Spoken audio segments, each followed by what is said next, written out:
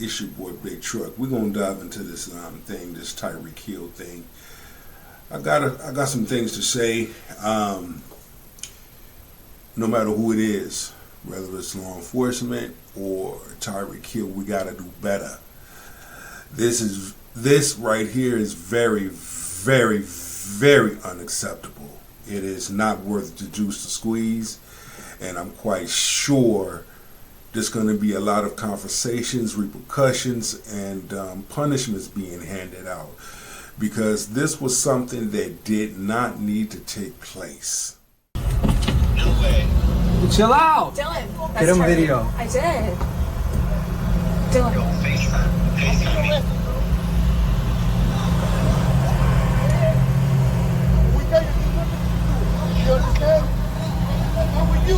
That right there. That right there. Unacceptable. Unacceptable.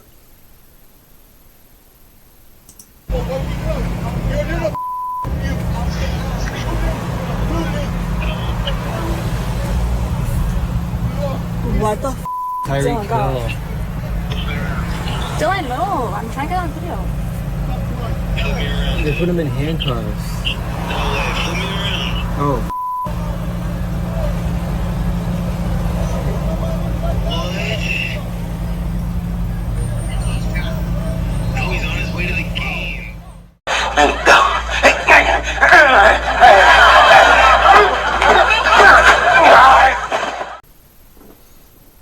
As athletes, the time frame. I remember times coaches used to say be at the stadium at least an hour or two before the game. Really 2 hours, 2 to 3 hours before the game. I know I like to be at the stadium at least 3 hours before the game. Okay? If I know that it's good for me, I get a hotel room not far from the stadium, and I have my assistant, Dale Washington, drive to make sure we good and everything is fine. Or I'll call me a driver, instead of me coming from the house to the stadium.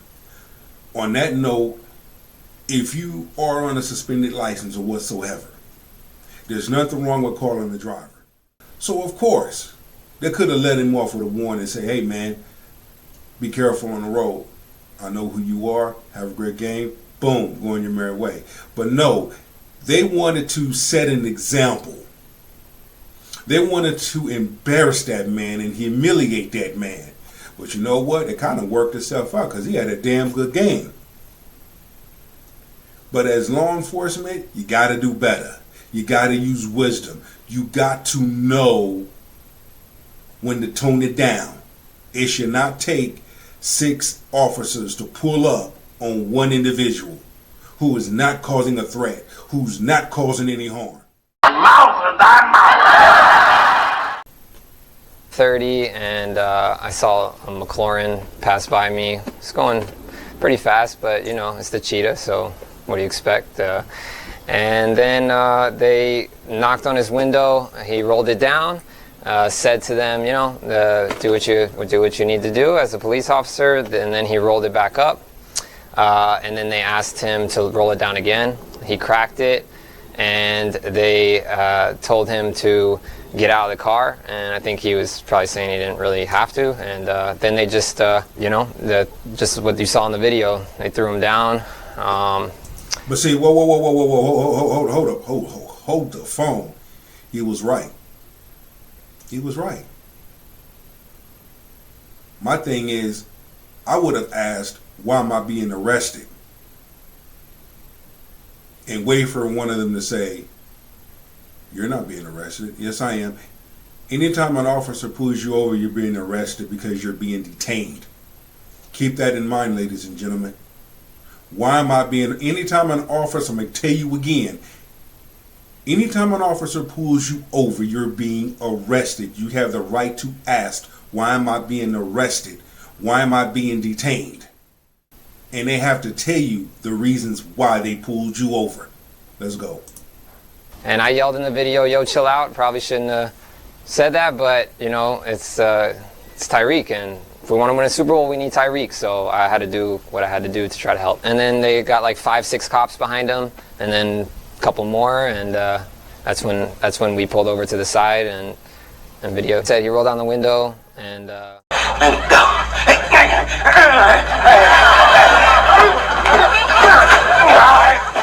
Let's come from the street. Let's give the street version, the hood version. Black man in an expensive car. You want to find out who he is. So you pull him over. You disrespect him and humiliate him publicly. This is public humiliation. Okay? Why is a black man driving an expensive vehicle like that? Are you a drug dealer? Like, no, he's an athlete. Okay? Why do you have to manhandle that man? I saw the way they manhandled him. Just like my man Marshawn Lynch, how they manhandled him. You know, I'm always going to, you know, as a professional, as an ex-professional athlete, I'm always going to stick up for my ball players because that's what we do as football players. We stick up for each other, right or wrong. You know what I'm saying? And we call that thing out. Okay? So, it's like I never played in the NFL, but I've been in NFL training camp. From Atlanta Falcons to the Dallas Cowboys. I made my mark in the AFL and the XFL and Team USA. But it's all the same thing. It's football family, baby. Can't get no better than that. But at the end of the day, when we see one of our brothers hemmed up like that, we have a right to speak. We have a right to use our voice. We have a right to say that right there is unacceptable and it's wrong. It's out of order. You know, told them to do whatever they needed to do, and then kind of escalated, I guess. He actually, they asked him to get out, and he got out, and then they took him and threw him on the floor. I think he was just saying like that this is crazy, you know, that this is crazy. All I know is that we needed Tyreek, and we had to get him back out, and I'm glad that everybody was able to leave good, and Tyreek was able to play, and seems like everybody turned out to be winners. But there is no reason why he got manhandled and mistreated the way that he did. That was so disrespectful. That's fucking rude. But I'm quite sure an investigation is done. You know, you're going to have an investigation on this. It's going to be investigated, and the proper steps will be taken, because you don't want this to happen to another athlete. You don't want this to happen to anyone, period. Just because you see them driving in a nice fancy car, that does not necessarily mean that that black man or that black woman is a drug dealer or a gangbanger.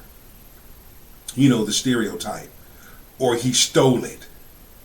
Could it be that that black man or that black woman bought that car and that's what they wanted, and they took their hard-earned money and bought that vehicle?